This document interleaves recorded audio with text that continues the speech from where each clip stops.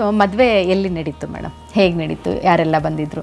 ನಮ್ಮದು ಮದುವೆ ಮಂತ್ರಮಾಂಗಲ್ಯ ಥರ ಹಿರೇಮಂಗ್ಳೂರು ಕಣ್ಣನ್ ದೇವಸ್ಥಾನದಲ್ಲಿ ಮದುವೆ ಮಾಡಿದ್ದು. ಯಡಿಯೂರಪ್ಪನವ್ರು ಇದ್ದರು, ಸುಮಾರು ಜನ ಈಶ್ವರಪ್ಪ ಇದ್ದರು.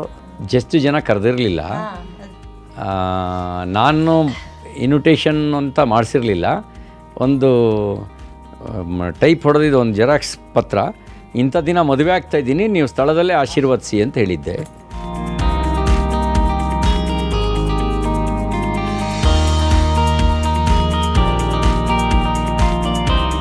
ಮದುವೆಗೂ ಮುಂಚೆ ಎಲ್ಲರೂ ಭೇಟಿಯಾಗಿದ್ರಾ? ಈ ವಿಚಾರಗಳನ್ನೆಲ್ಲ, ಲೈಫ್ ವಿಚಾರಗಳನ್ನೆಲ್ಲ ಮಾತಾಡಿದಿರಾ?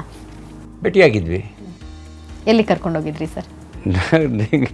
ನಾನು ಕರ್ಕೊಂಡೋಗಿದ್ದು ಶ್ರವಣ್ ಬೆಳಗೊಳದ ಬಾಹುಬಲಿ ಹತ್ರ ಕರ್ಕೊಂಡೋಗಿದ್ದೆ.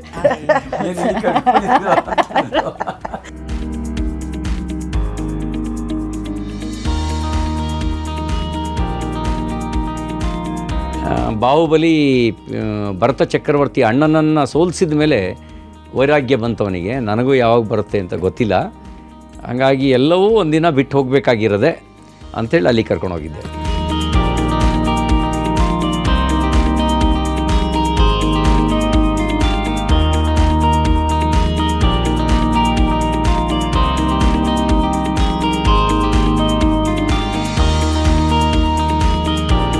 ಅಪ್ಪ ಅಮ್ಮಂಗೆ ಏನೇ ಅಂದರೆ ಒಂದು ಭಯ ಇರುತ್ತೆ. ನೀವು ಕೂಡ ಕಾಫಿ ಪ್ಲಾಂಟೇಶನ್ ಎಲ್ಲ ಇದ್ದು ವೆಲ್ ಸೆಟ್ಲ್ಡ್ ಇದ್ರಿ, ಸೊ ಭಯ ಇತ್ತಾ ಈ ಥರದ್ದು ಒಬ್ಬ ಹುಡುಗನ ಕೊಟ್ಟು ಮದುವೆ ಮಾಡೋದು ಹೇಗೆ?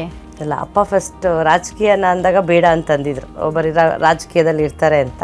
ಸೊ ಆಮೇಲೆಲ್ಲ ಕನ್ವಿನ್ಸ್ ಮಾಡಿದ ಮೇಲೆ ಸೊ ಅವ್ರವ್ರ ಜೀವನ ಅವ್ರವ್ರು ಮಾಡೇ ಮಾಡ್ತಾರೆ ಕರೆಕ್ಟಾಗಿ ಅಂತ ಅನಿಸಿರ್ಬೇಕು ಅವ್ರಿಗೆ, ತುಂಬ ಕಾನ್ಫಿಡೆನ್ಸ್.